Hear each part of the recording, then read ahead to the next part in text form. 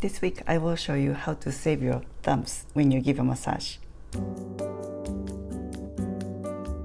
Hi everyone, I am Yasuko and it's time for Massage Monday. People love to receive a massage but not to give a massage. The number one complaint in giving a massage is hurting your fingers. I don't know at what point in your life you learned about massage, but by default, a lot of people think massage is done by circling straight thumbs. And this will hurt the base of your thumbs in no time.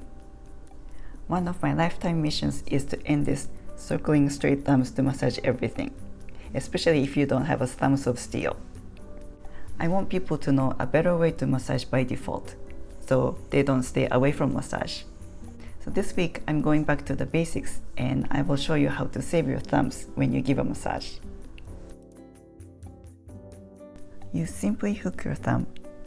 You can press and circle the target area or give short strokes over a trigger point.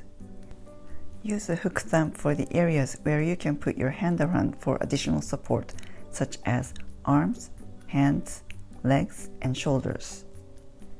You will notice your thumbs are much stronger and you can dig in easier when you hook them.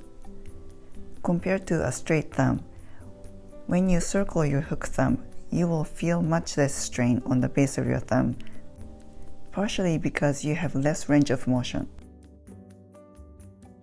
Supported thumb is a thumb supported by the side of the index finger with the tip of the thumb sticking out just a little bit.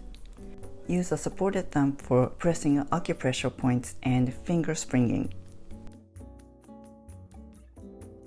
Put the two thumbs next to each other and press. Or glide. You can cover more surface than what a single thumb can do, and your thumbs feel stable.